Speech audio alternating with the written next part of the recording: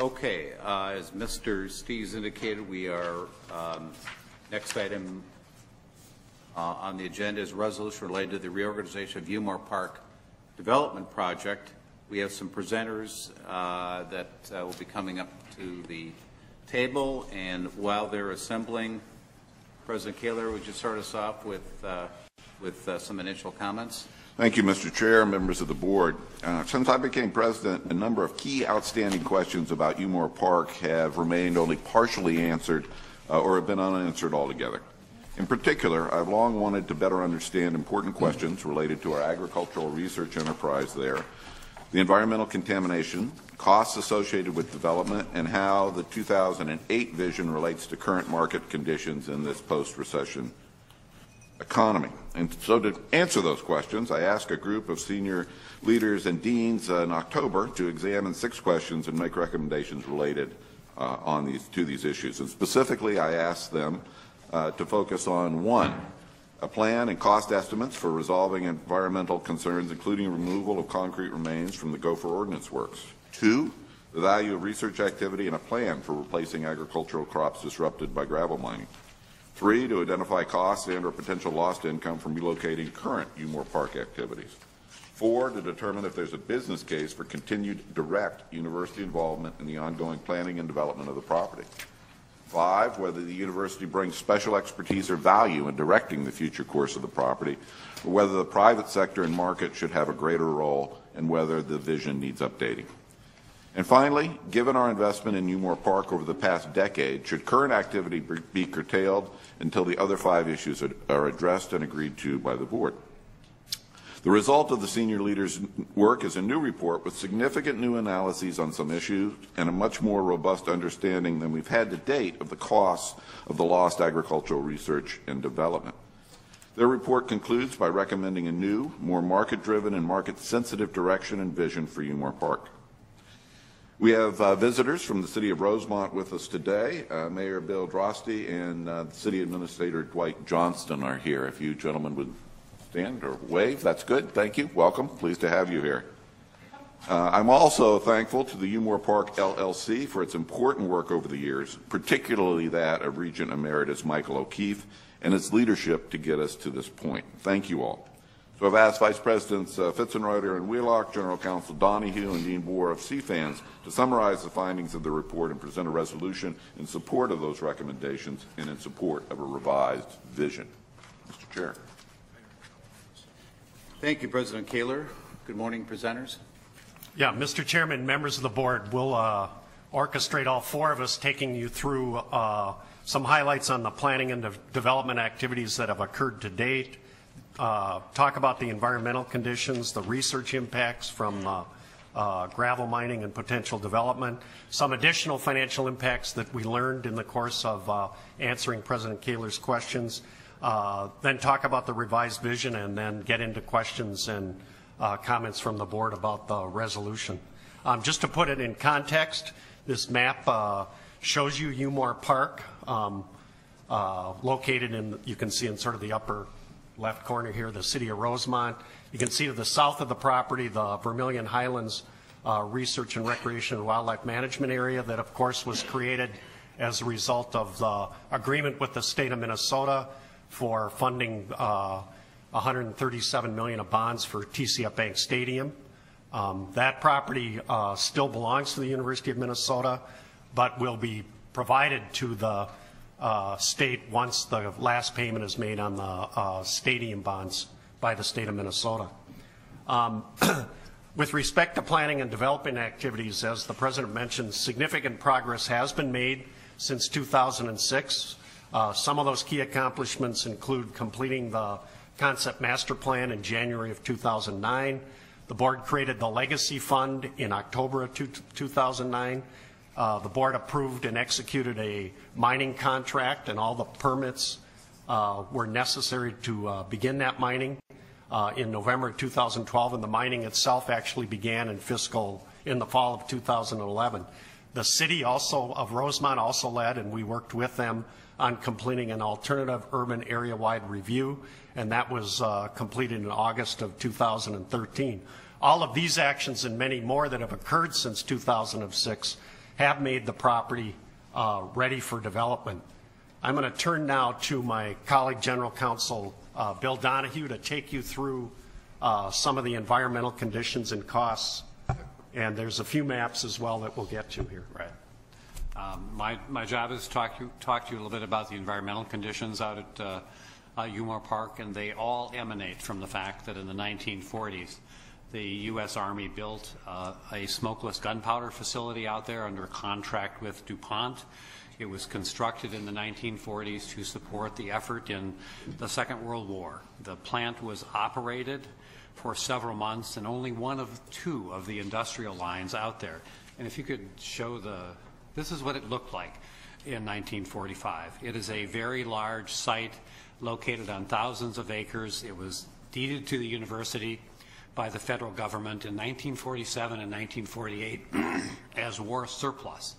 And there are two categories of environmental problems that actually emanate from, we believe, their construction of the facility and their operation of the facility. And the first of those is that there are contaminants in limited portions of the soil at the site as a result of their activities. And if you would go to the next, this is a map which shows the areas of known releases. And that is a map that was prepared by a consultant for the University of Minnesota. It shows various forms of releases. The most serious of those are releases that exceed the industrial standards for those sites. They're very limited. There's small amounts of them. The exceedances occur with polyaromatic hydrocarbons, lead, and mercury. Those are the three elements of concern. There is nothing there that is so prevalent to be a human health concern, but there are hot spots that have to actually be cleaned up. The second item that is really important with respect to, I think, environmental conditions has to do with the ruins that are out there. If you go back to the previous slide, you can see many of those were taken down, but there are literally hundreds of facilities out there that have been sort of half demolished, that the slabs remain, all of that kind of stuff. So we've done a fair amount of environmental study with respect to the site over many, many years. The most recent one was in 2012. We have worked with the PCA to attempt to make sure that we are in compliance with their requirements. We have spent many years trying to get the Corps of Engineers to take responsibility for some portion of the cost of doing all of this. We have had some, I think, at least modest movement in that in the last few months, and it is our hope that within the next year or so we will have an agreement with the Corps to help pay for at least some of this. It is our belief that we will be required to clean up the hot spots. It's likely that some of that cleanup will be required to take place within the next year or so, and that is where the exceedances occur. However, we believe that most of the cleanup that has to do with contaminants out there should await development, that it should be coordinated with the development. That's the appropriate and cost-effective way to do it. That's the way it is done with respect to all other sites in the state of Minnesota. And as indicated on the slide, the cost of both cleanup and removal is somewhere between $20 and $28 million based on the existing master plan. I think that will change as a result of the activities today, and hopefully that will reduce the costs of this particular effort somewhat as we go to a market-driven land use.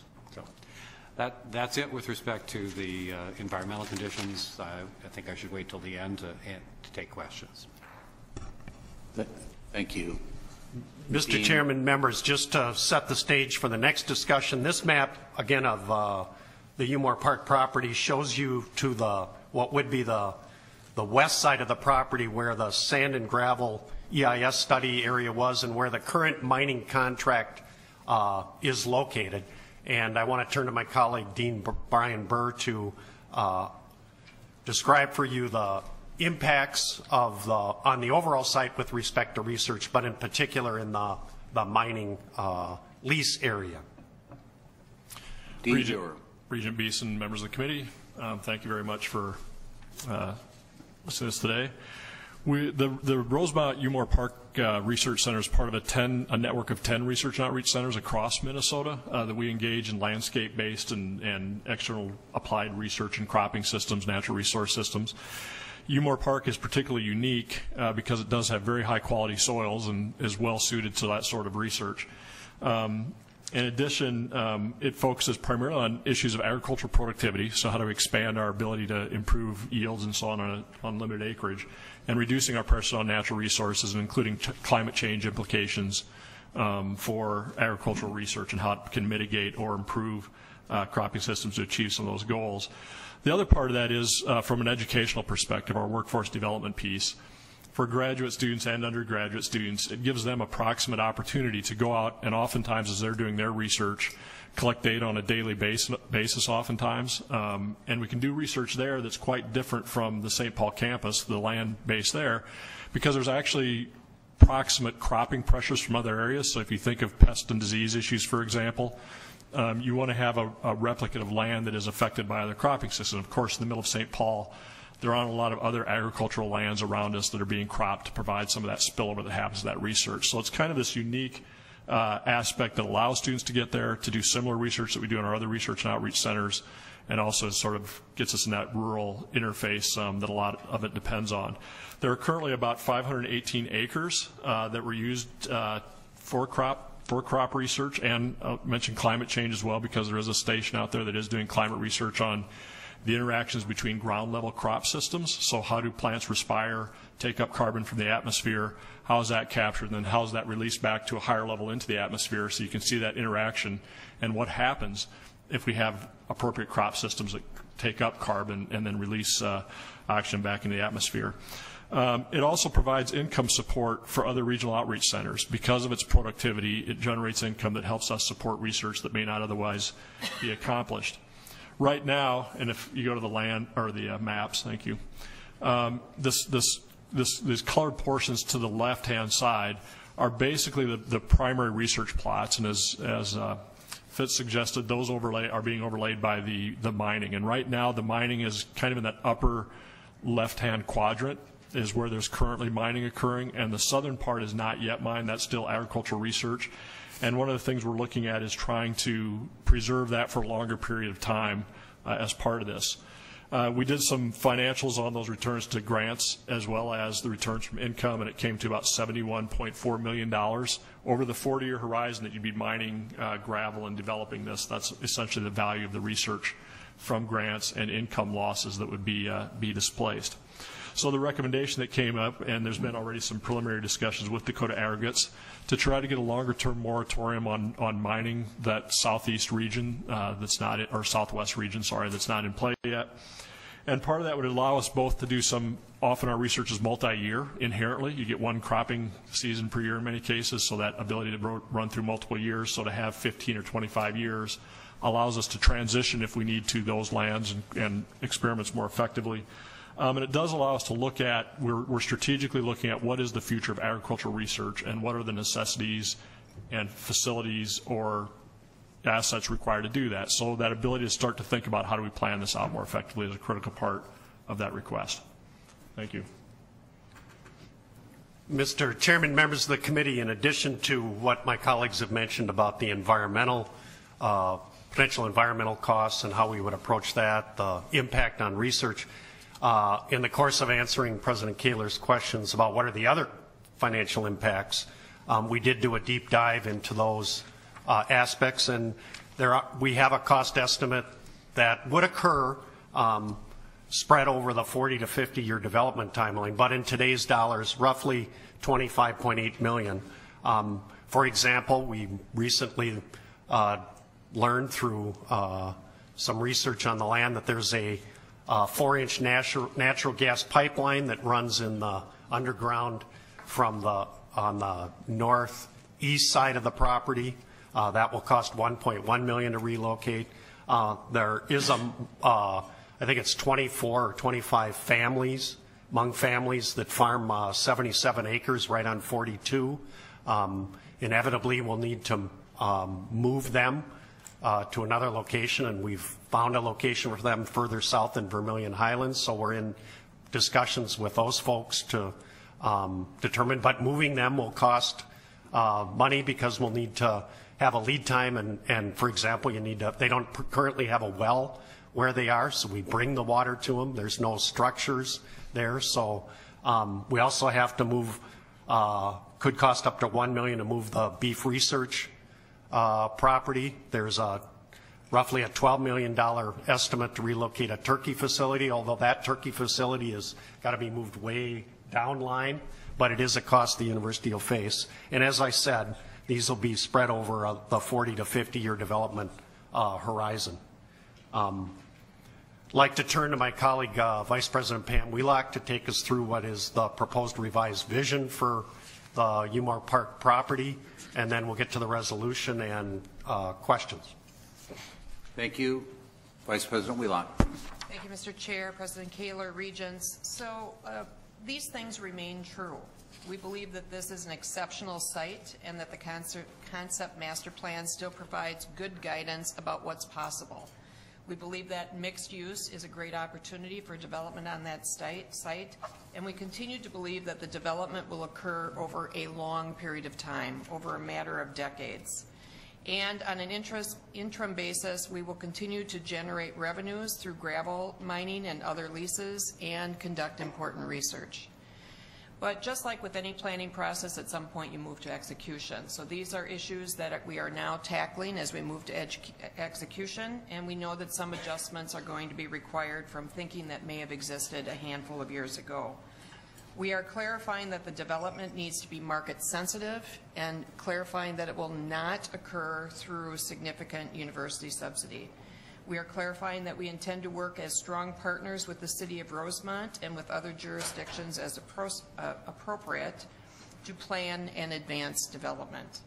And we are clarifying that the critical research plots are in our interest to continue to have access to with more predictability for longer period of times, and an intention to work with Dakota Aggregates to have more clarity about those terms and certainty about our access.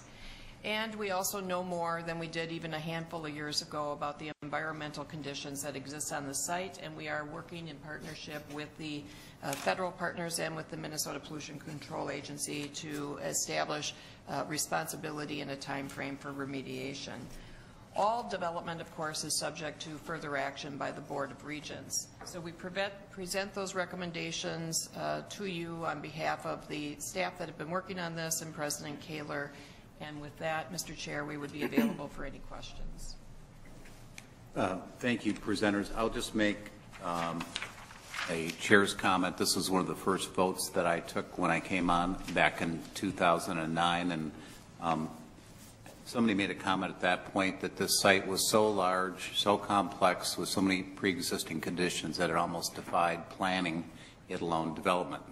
Well, the original planners of this project did good work, and I want to recognize some of the university people that spent a lot of time trying to create some forum out of this really, really unique project. Out of that, we have begun the mining.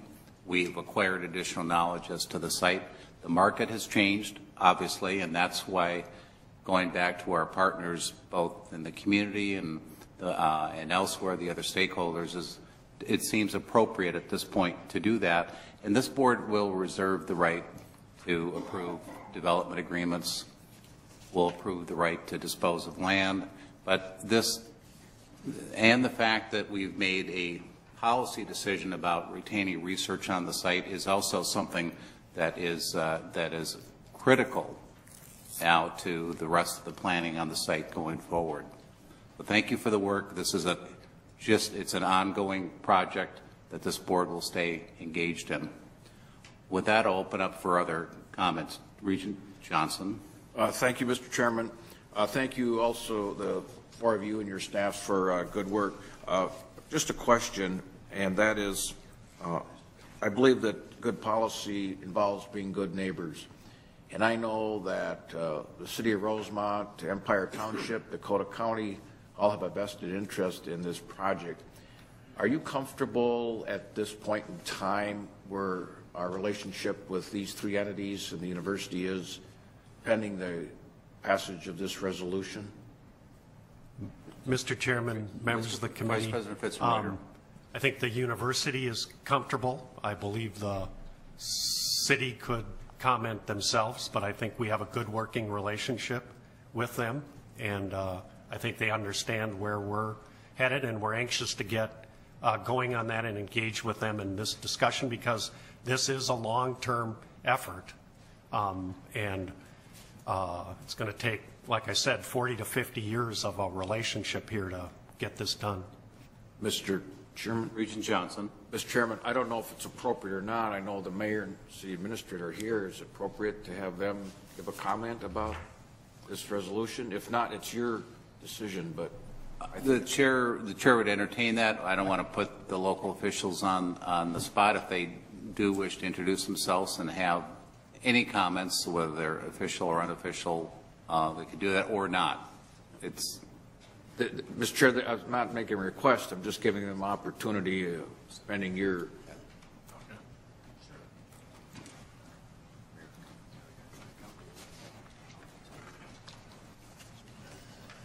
Yes. Good morning. Good morning, Sorry to bring you Mr. up to the docket here.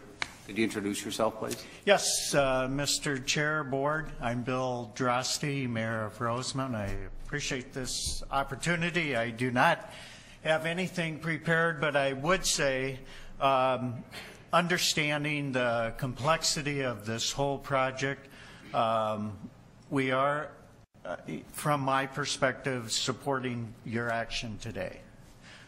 Realizing there will be many things along the way that we will have to address in the future. Thank you very much, Mayor. We appreciate those. We appreciate those comments. And thank you. And thank you for your ongoing partnership with the University of Minnesota. This project is so unique, and it absolutely requires that strong relationship with our communities. Regent Broad, did you have a comment? Thank you, Mr. Chairman. I think I've been pretty open about my concerns about the university being in the business of private development and potentially competing against private developers or driving that private development. But strategic change is difficult, and I think, Mr. President, you and your team have hit the exact right approach for this strategic change. I think this approach is much more mission-focused. I think this strategic change allows us to really move this area in more, from my perspective, a more appropriate direction. And I think it's a bold move. I think it's an appropriate move, and I strongly support what you're doing. Thank you, Regent Broad. Regent Frobenius. Thank you, Chair Beeson. It's interesting that one of the difficulties with long-term board members is that you have selective memories of past years' discussions. And I think I have some selective memories. Fitz and I have had this debate about what some of these earlier discussions were about. It's always been a concern of this board about getting into the development business out there. Quite frankly, the initial decisions, as I perceive them, were that we were interested in trying to generate some resources out of the mining process. The trade-off with the state on the wildlife contribution to public use, which it's so much fun to hear how that's referred to today, because 10 years ago that was being referred to as absolutely unrelated to the funding of the stadium. And obviously it was related to the funding of the stadium very, very closely. But the point is that we kind of kept getting sucked back into this development role at a higher level than we had any sense to be in. We should not be in the private development business at all. And the danger of us being involved is that there's a couple things. Number one, we're a deep pocket in this process, and there's a lot of money that has to be spent clearing the land. And it's not just going out and chopping down the trees and building houses, but it's chopping down concrete buildings, it's dealing with contaminated sites, and it's also impacting our research and requiring a transition period. The one bit of data that's new out of this study we didn't have in our past decisions was the $71.4 million estimated present value of the evolution of research over a period of time. That was sort of presented as saying, well, we've got some research projects going on out there, and over the years we'll phase them out and it won't be a big deal. And I think that's, quite frankly, the frame of reference in which we made those decisions. And then we put a group to work on this, and there's a variety of still confusions about what that committee's charge really has been over the years, whether it was to proceed with development or whether it was to mine and hold. And that's another topic. This kind of brings, in my head, draws a couple of important lines. One is the university still is overall in charge of this project. Number two, we're not going to be the provider of funding for the development of resources in terms of utilities, infrastructure for this area. That's going to have to be built into whatever market plans occur. And number three, there's a market test that's going to have to be made of projects. I don't think that limits the project. I think the original plan that some people believe guided this project was a plan that was never going to happen. But I do think the plan, what we're doing now is putting some realistic elements into this project. We're bringing it back to the proper party to exercise its overall responsibility, and we're describing some limits on where we will go, how far we will go in terms of our own expenditures. So I support this resolution. Regent Simmons. I'd like to make two comments about this. First, President Kaler may remember that when he and I were looking at the suitability of him becoming president of the university, I was realistic with you about issues you would need to address. You would need to study, understand, they're complex, and you'd need to address when you became president. This is one of them. So I appreciate that you did indeed step up and have your team look at UMore. Second, the group of people presenting have given a proposal that I am going to strongly support. And I'll remind us, those of us who've been here for a while, will remember that when the Regents first looked at pursuing a future for UMore, we weren't sure what ultimately could, should, would happen, but we did create a set of principles to guide action on UMore. And this proposal is consistent with those principles. We won't remember all of them because we have so many principles, but they included respect for the community. They included respect for the university's resources, human and financial, and being careful and prudent with those. And they included, you'll remember this, Regent Frobenius, because you said it, understanding and application of market-based development goals. So this proposal really, for me, nails it in terms of being within those principles and taking us the next step forward. Thank you, Regent Simmons. Regent Allen. I fully support the action we're going to take today, and I agree with many of the comments that have just been made, but I also want to look at another thought. We are a research university, and that means trying things that maybe haven't been tried before, and some of them work out and some of them don't. This one didn't work out quite the way we expected. We're finding our way through it, but I hope the experience doesn't dampen our appetite for trying new things as a research university, because that is what we bring to this state of Minnesota, the willingness to try new things. So we're finding our way through this, and that's good. We've learned lots of lessons, but let it not dampen our appetite for research work. Regent McMillan and then Regent Devine. Thank you, Chair Beeson, and thank you to the senior team here for helping fill us in on some of the other parts of this. I come at this with three primary concerns. First is honoring our stakeholders, and I'm glad they're here today. They're our principal stakeholders. Secondly is our ag research long term, and I really appreciate hearing from Dean Burr on that. And thirdly, and maybe most importantly of all, I harbor really significant concerns about distraction for this senior team. And I'm concerned we can't have financial, strategic, or tactical distraction. So I guess paragraph I or subpart I of this thing sends a directional message to the outside world and our stakeholders that we're not going to engage in vertical, and only in rare cases will we engage in horizontal, if I'm reading that correctly. I hope that's a strong enough message, and I hope that as we go forward, we don't end up with this distracting you and your senior team, President Kaler, because the challenges you have are already monumental, and I don't mean to dishonor any element of our community-based partners out there when I say distractions, but we got to get focused on research and stay focused on education and outreach, and development isn't one of those. So I support this, but I harbor some reservation that we could go further to avoid distraction. Regent Devine. Thank you, Chairman Beeson. I've been on the board 3 years, and in the complexity of this project has taken quite a bit of my time. I've spent time reading all the materials that have been provided. I've toured out there, spent time with senior administration people, which I very much appreciate.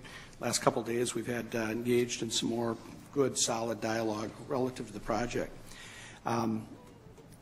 The beginnings of my knowledge of this project began with my father, who the genesis of the Manhattan Project started out at Rosemont, which a lot of people maybe don't remember.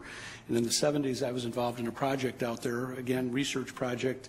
School of Architecture built a home of the future out there, and every student was required to participate in time out there. So my relationships with that piece of land out there goes back quite a ways.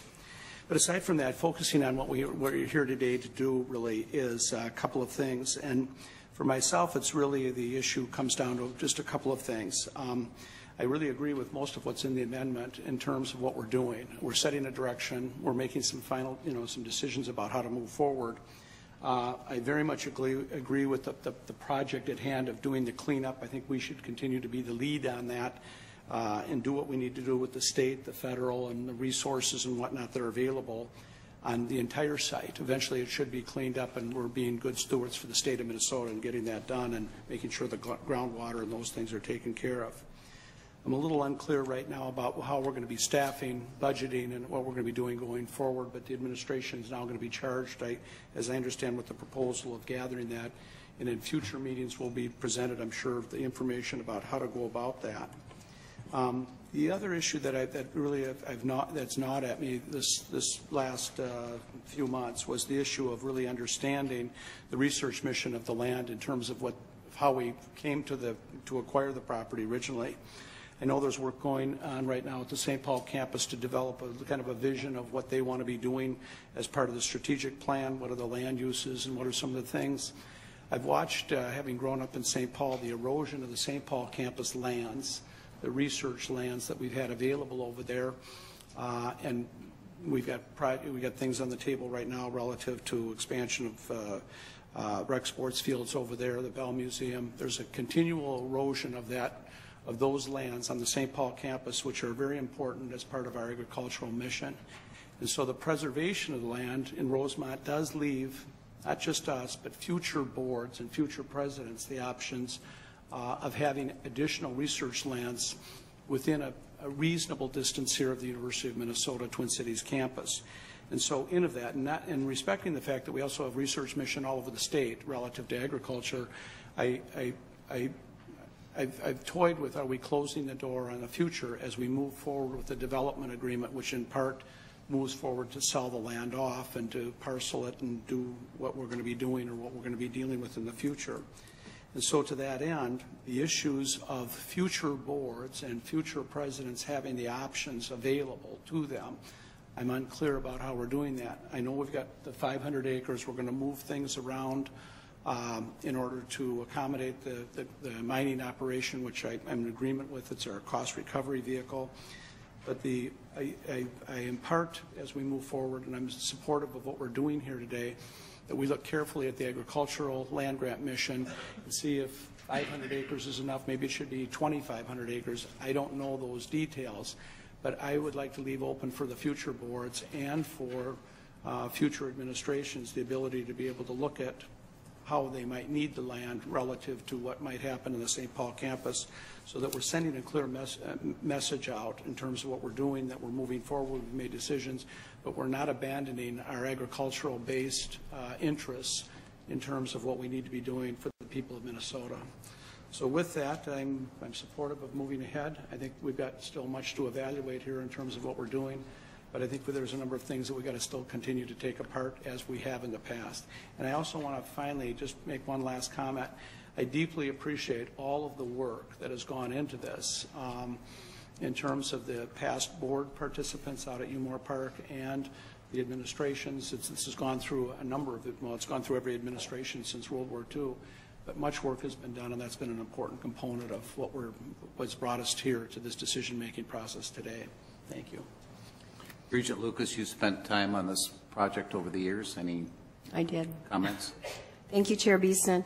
I served on the initial, as a public member on the initial LLC board, and I just want to acknowledge what a talented board that was and how far they moved this along, even though some of us maybe don't appreciate what they did. I think they served well, and I think some of their expertise we should not say goodbye to as we move forward. I firmly believe that UMore Park has significant potential to benefit the university over decades, and I don't want to diminish that potential, and I think all of us realize that. But moving forward, I share Regent McMillan's concern about the distraction to the senior leadership here, and I just want to point out that, and I'm sure we all know that the University Foundation now has a very good real estate piece to it and a very robust real estate advisory board, and I hope that as we pick our way along this path that we will call on them. Thank you, Regent Lucas. I'm going to ask, we're going to wrap this up with a final comment by Regent Simmons. Oh, thank you, Chair Beeson. I want to make a point. My support for this does not rest on the principle that the university should not compete with the private sector. I just want to make that clear, because I want us to compete with the private sector in the following ways at least. For philanthropic dollars with the private not-for-profits. I want our startup companies we invest our intellectual property in to compete in their spheres. We do compete with the private sector on delivery of health care, delivery of veterinary services, delivery of dental care. So I want to make sure that that isn't misinterpreted in terms of my position. This is one of the ways you learn and you discover and fulfill the mission. I'll now entertain a motion to approve the resolution that's in your docket materials. Regent Broad has proposed and Regent Johnson has seconded the proposed resolution. Not hearing any further discussion, will all those in favor say aye? Aye. Against? Motion carries.